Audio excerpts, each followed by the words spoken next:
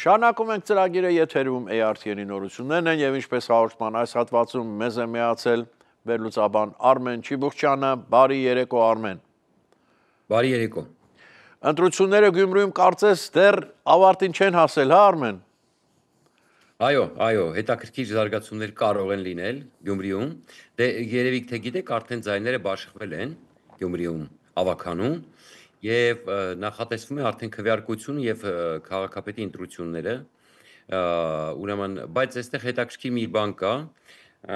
ուրեմն, որ արդեն թերևս թվում է թե Վարդան Ղուկասյանը ընտրված քաղաքապետ է, հաշվի առնելով Մարտուն Գրիգորյանը, որ մենք դեռ 5 շաբթի օրը, որ մեր վերջին եթեր ունեցանք, դեռ պարզ չէր, որ Մարտուն Գրիգորյանը իր ձայները տվել է, ուրեմն, այսինքն ձայները չի տվել, խոստացել են ընդամենը աջակցել, ոչ կոալիցիա է կազմում, ոչ սատարելու է, ուղղակի միայն քաղաքապետի ընտրության հարցում խոստացել է պակասող 2 ձայնը տալ, ուրեմն, Վարդան Ղուկասյանին, բայց երեք հանրային հեռուստաընկերությամբ բանավեճ էր Գյումրու ընտրությունների հետ կապված եւ այնտեղ Մարտուն Գրիգորյանի աջակից կուսակցություններից մեկի ղեկավարը ակնարկում էր, որ կարելի է այնպես անել, որ այսինքն այսպես ԿՊ-ի օգնությամբ, որպեսզի քաղաքապետ դառնա Մարտուն Գրիգորյանը, ոչ թե Վարդան Ղուկասյանը, մոտավորապես եթե կոպիտ ասած sense ստացվում, այդքան չեք ուզում, որ Վարդան Ղուկասյանը դառնա, կարող եք այնպես անել, դառնա Մարտուն Գրիգորյանը։ Եվ ահա այսպիսի դասավորություն ունենք հիմա։ Փաստորեն տեսեք, ԿՊ-ն ունի 14 ձայն, ամենաշատ ձայնը ավականիում ունի ԿՊ-ն։ Ուրեմն կոմկուսը ունի, եթե չեմ սխալվում, 8 ձայն, իսկ Մարտուն Գրիգորյանը ունի 6 ձայն։ Այնտեղ արդեն մյուս ձայները շատ փոքր են, 4-2, եթե չեմ սխալվում։ Հիմա տեսեք, եթե ԿՊ-ն որոշի, որ Վարդան Ղուկասյանը չի ուզում դառնալ, այսինքն չի ուզում, որ Վարդան Ղուկասյանը դառնալ քաղաքապետ, ԿՊ-ն կարող է դա անել։ Բայց ԿՊ-ն ակնհայտորեն չի ուզենա Վարդանին որպես քաղաքապետ ընտրել։ Այստեղ հարցը հետեւյալն է հիմա, Վարդան Ղուկասյան թե Մարտուն Գրիգորյան։ Հիմա Չարյաց փոքրագույնը, հա, փաստորեն։ Ստացվում է այդպես։ Հիմա հետաքրքրական մի բան ձեզ ասեմ։ Եթե ԿՊ-ն առաջադրի, ընդ որում, տեսեք, Մարտուն Գրիգորյանը խոստացել է, որ իր ունեցած 6 ձայներից ընդամենը 2-ն են քվեարկելու Վարդան Ղուկասյանի օգտին, 2-ը։ Հիմա մի սցենար պատկերացրեք, եթե ԿՊ-ն անի ձիով քայլ, ենթադրենք այսպես, եւ առաջադրի Մարտուն Գրիգորյանի թեկնածությունը։ Եվ իր 14 անդամներով կողմ քվեարկի։ Ինչ եք կարծում Մարտին Գրիգորյանի, դա տեսեք, քաղաքապետ ընտրվելու համար 17 ձայն է պետք, եթե չեմ սխալվում։ Եվ ինչ եք կարծում, եթե Մարտուն Գրիգորյանի թիմակիցները դեմ են քվեարկելու իրենց լիդերին քաղաքապետ ընտրվելու։ Ինքը ընդ որում էստեղ, քանի որ դուք գիտեք, Գյումրիում այդ տղայական, գողական այդ միջավայրը փաստորեն ես ներքին խոսակցությունների դեպ ընթացքում էլ պարզեցի եւ սարսափեցի, որ Գյումրիում հարցերը նաև քաղաքական լուծվում են կենցաղային մակարդակով։ Կենցաղային, ինչ լուրեր որ ստացվեց, որ այնտեղ շատ կարևոր է ուրեմն բանը, այդ անձնական հարաբերությունները, միջանձնային եւ այլն, չգիտեմ, վախի գործոնը իր հերթին եւ մնացած ամեն ինչը, շատ բաներ։ Հիմա Մարտուն Գրիգորյանը էլի 2 ձայնը կտա Վարդան Ղուկասյանին, բայց Վարդան Ղուկասյանը չի ընտրվի այդ դեպքում, որովհետեւ եթե ԿՊ-ն 14 հոգով քվեարկի Մարտուն Գրիգորյանի օգտին, իսկ Մարտուն Գրիգորյանի 6 թիմակիցները քվեարկեն Մարտուն Գրիգորյանի օգտին, այսինքն եթե ԿՊ-ն առաջադրի, որ իր խմբակցությունը բան չի անի, չի դեմ քվեարկի իր իսկ լիդերին։ Այնտեղ ըստ որում այստեղ Մարտուն Գրիգորյանը խոսքը չի դրժում, ինքը ասում է 2 ձայն եմ տալ, իր 2 ձայնը կտա, բայց քաղաքապետ կդառնա Մարտուն Գրիգորյանը։ Սխեման պարզ է, այսինքն այս իմաստով անակնկալներ կարող են։ Հիմա ըստ էության, եթե այս տեսանկյունից դիտարկեցինք,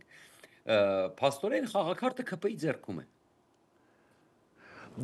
Փաստորեն որ կարճ հստակ ավելի պատկերացնելու համար դա հնարավոր է տեխնիկապես։ Այո։ Փաստորեն կախված է ԿՊ-ից եւ այո։ Եվ Մարտուն Գրիգորյանի կուսակցությունից մնացածի ձայները ընդհանրապես պետք չեն։ Այսինքն եթե ԿՊ-ն առաջադրում է Մարտուն Գրիգորյանի տեխնացությունը, որը ընդ որում հետաքրքրական մի բան էլ ասեմ, այստեղ ԿՊ-ին մի փոքր առավելություն տալիս են, ճիշտ է, Մարտուն Գրիգորյանը հիմա եթե չեմ սխալվում պատիվ ունեմ խմբակցության անդամ է, ազգային ժողովի, բայց խմբակցության, բայց կուսակցական չի, ինքը դուրս է եկել ՀՀԿ-ից օֆիցիալ։ Եվ իր դաշինքն էլ այլ անվանում ուներ, ինքը ՀՀԿ-ով չի առաջադրվել։ Այսինքն ԿՊ-ն այստեղ էլ չի կաշկանդված, որ ինքը օֆիցիալ։ Մենք հասկանում ենք, որ այդ կապը կա, բայց ԿՊ-ն այստեղ էլ կաշկանդված չի, որ ինքը սատարում է ՀՀԿ-ականի։ Հասկանում ենք։ Այսինքն ԿՊ-ն եթե առաջադրեց Մարտուն Գրիգորյանի տեխնացությունը եւ Մարտուն Գրիգորյանի 6 թիմակիցները քվեարկեցին իրենց լիդերի օգտին, ուրեմն աներկբա քաղաքապետը դառնում Մարտուն Գրիգորյանը։ Լավ, Մարտին Գրիգորյանը սա չգիտեր մինչև հիմա Արմեն։ Գիտեր, բայց իր գրառումն էլ ախր այնպես չի, որ ինքը ասում է, որ Վարդան Ղուկասյանը, ինքը ասում է Վարդան Ղուկասյանը ընտրվելու համար իրեն պակասում է կոնկրետ ձայներ, չէ՞, ինքը ասում է պակասում է իր ընտրության համար էլ կոնկրետ ձայներ պակասում, չէ՞, ինքը կարող էր ԿՊ-ից խնդրել, ասել տվեք ձայները, ես կլինեմ, ոչ թե Վարդանիկը քաղաքապետ։ Դե ինքը ԿՊ-ին չի խնդրի այդպիսի բան, հա, բայց չէ, ես հիմա ինչ նկատի ունեմ։ Ես դրա համար եմ ասում, հիմա ԿՊ-ն այս իմաստով ունի հնարավորություն չթողնել Ղուկասյանին դառնալ քաղաքապետ, այսինքն ԿՊ-ն ունի այդ հնարավորությունը։ Միակ տարբերակը, որ այստեղ անտրամաբանական եմ համարում, բայց եթե այդպիսի միակ տարբերակը, եթե Մարտուն Գրիգորյանի թիմակիցները իր դեմ քվեարկեն, որը մի քիչ անտրամաբանական է, էլի։ Հիմա ամեն ինչ կախված է ԿՊ-ից։ Մնում է ԿՊ-ն ուղղակի առաջադրի Մարտուն Գրիգորյանի տեխնացությունը։ Իսկ ինչ են խոսում այդ մասին, նման հավանականություն կա։ Դե ես դրա համար ինչի ուզեցի անդրադառնալ մեր թեմայում, խնդիրը հետեւյալն որ երեք այդ մասին նրբորեն բարձրաձայնվեց կամ ոչ այնքան նրբորեն հանրային հերոստանգերության բանավեճի ժամանակ։ Այսքան մանրամասներ չի խոսվել, ես արդեն ոնց որ վերլուծեցի, բացեցի մանրամասները թե ինչպես է դա հնարավոր, բայց Մարտուն Գրիգորյանին աջակցող բնականաբար իր հետ ինչ որ կապ ունեցող, չէ, իր հետ շփվող կուսակցության ղեկավարներից մեկը հենց այդ էր ակնարկում ԿՊ-ին։ Իհարկե, այնտեղ հյուր եկած ԿՊ-ականը ասում էր ինչ եք ուզում մեզանից, կոպիտ ասած, բայց ես ներկայացրեցի, որ տեխնիկապես դա հնարավոր է։ Եթե ԿՊ-ն որոշի դա անել, ԿՊ-ն կարող է դա անել։ Իսկ ընտրությունները ամսի 12-ին են, եթե չեմ սխալվում։ Այո, գուցե քվեարկությունը, այո, գուցե այո։ Լավ, Արմեն։ Հիմա ընդհատվենք գովազդոք վերադառնանք ու կշարունակենք խոսել այս անգամ արդեն գլոբալ ավելի պարոն Թրամփի մասին։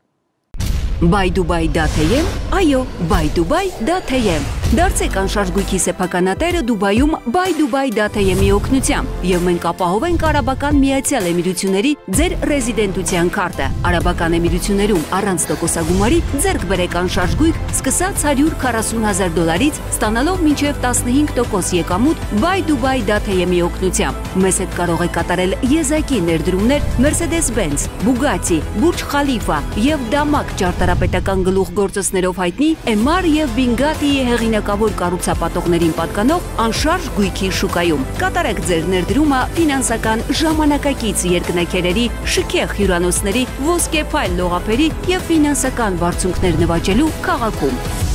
Բայ-Դուբայ.am։ Շարունակում ենք ծրագիրը եւ զրույցը վերլուծաբան Արմեն Չիբուխչյանի հետ։ Արմեն, գանք Միացյալ Նահանգներ կամ ամբողջ աշխարհ, չգիտեմ ինչպես ուզում ես անվանի, իմ մոտ այնպեսի տպավորություն է, որ պարոն Թրամփը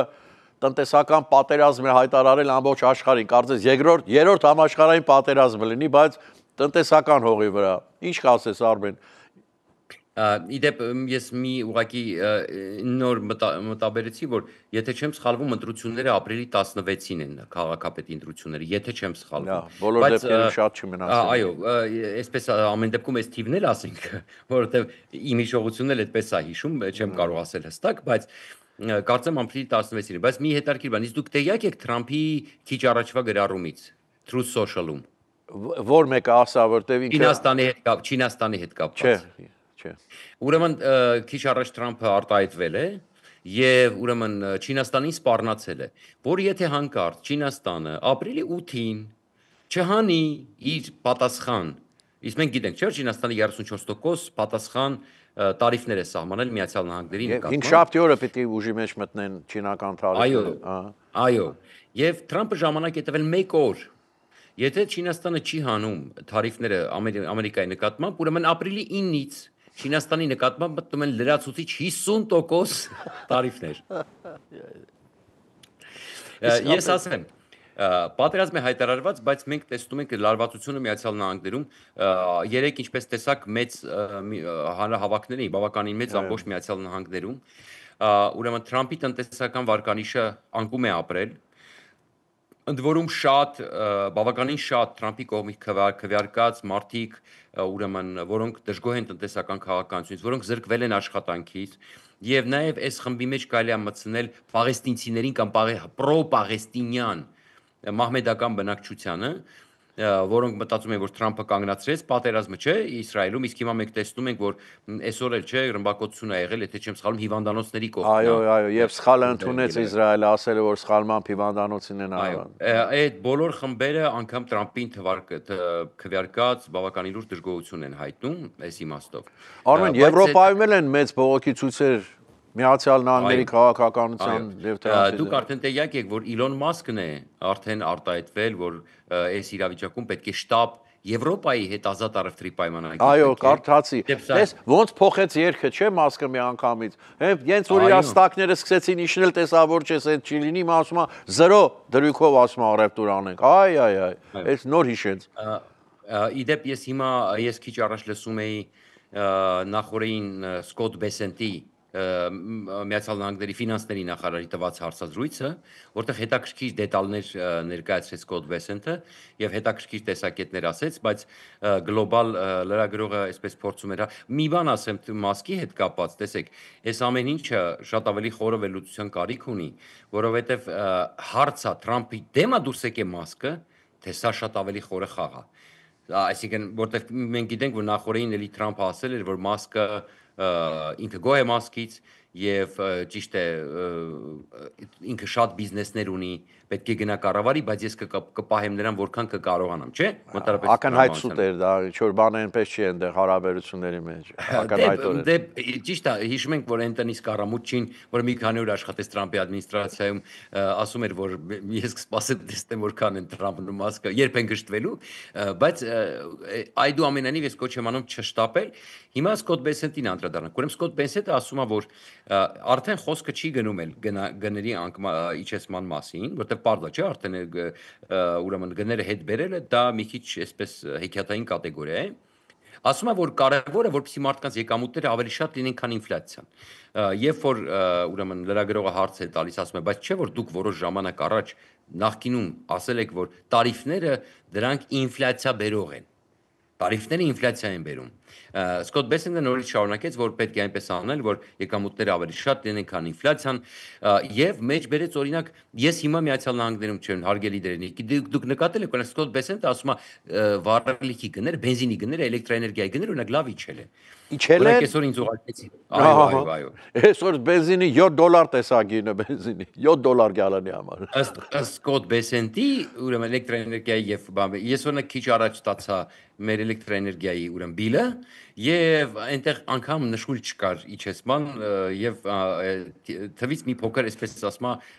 աչքերից բբերը լայնացավ։ Գիտեք ինչ են անում, ինչ որ մի հատ կորած մոլորած նահանգում ինչ որ մի հատ gas station-ը որ մեկը էժան ծախում է, այդ բերում ասում են, ահա տեսակ մեր մոտ գազի գները իջել է։ Ընդհակառակը։ Դե հիմա ես մեր Երևանյան աուդիտորիային բացատրեմ, որ մենք Միացյալ Նահանգներում բենզինին ասում են gas station-ն էլ դա բենզալցակայանն է, որպեսզի պարզ լինի, ինչի մասին է խոսում դերենիկը, այո, նշանակում է բենզինի գները չի իջել իրականում։ Եվ այո, բայց Սկոտ Բեսենտը օրինակ էր բերում, որ այդպիսի քաղաքականություն, այդպիսի ճգնաժամեր եղել է Կարտերի ժամանակ լրջագույն, Ռեյգանի ժամանակ։ Եվ ինչ է ասում, որ կարևորը դիմանալն է։ Արմեն ջան, լավ, իրենք միլիարդատեր են, իրենք կդիմանան, բայց մենք կդիմանանք, ասում եմ մինչև նիհարը, չաղը նիհարը կմեռնի, չէ, իրանց հաշվով են։ Շատ ճիշտ եք ասում, բայց ինքը ասում է վերջը լավ է լինելու։ Ասում է որ դիմանանք, այ որ դիմանանք, ինչպես Թրամփն ասում, վերջում աննախադեպ եկամուտներ ենք ստա, աննախադեպ ամեն ինչ աննա։ Մի խոսքով Սկոտ Բեսենտը անընդհատ փորձում էր պահել Թրամփի դիրքորոշումը եւ կոչ արեց դիմանալ։ Եվ մի հետաքրքիր բան էլ նույն Չինաստանի հետ կապված կամ ընդհանրապես ուրեմն երբ որ ուրեմն հարց տրվեց կամ խոսակ ոչ թե ընդհանուր այն պետությունների հետ կապված ովքեր փորձում են պատասխանել, ինչ ասում Սկոտ Բեսենտը, որ Թրամփը օրինակ ասեց, չէ, որ ովքեր, հա, իդեպ Թրամփը իր գրառման վերջում ասում է, իսկ ովքեր ուզում են բանակցել, Անմիջապես բանակցությունները կսկսվեն։ Արդեն հա Արմեն 50 երկիր դիմել է որպեսզի կան այդ հարցով բանակցեն։ Այո, 50 երկիր, էդ էր ասում Սկոտ Բեսենտը, որ 50 երկիր դիմել է եւ մենք կսկսենք բանակցել եւ մենք կսպասենք, կտեսնենք թե ինչ են իրենք մեզ առաջարկելու։ Սա է ընդհանուր պատկերը, բայց մի բան, ուրեմն ֆոնդային բորսան Միացյալ Նահանգների անկումը ապրել 6 տրիլիոն դոլար է կորցրել, 6 տրիլիոն դոլար։ Իդեպ չնայած Ռուսաստանի նկատմամբ չի սահմանվել, բայց Ռուսաստանի ֆոնդային բորսան նույնպես կտրուկ անկում է ապրել։ Եվրոպայում էլ բորսաները անկում են ապրում։ Այո։ Գիտես ինչու Արմեն, որտեղ ոչինչի վրա վստահություն չգիտեն վաղ ինչ է լինելու։ Դրա համար ոչ մեկ չի ուզում էսպայն investment անի, ներդրումներ անի շուկայում։ Բոլորը սպասում են վաղ ինչ է լինելու։ Ճիշտ է, ու համենայնպես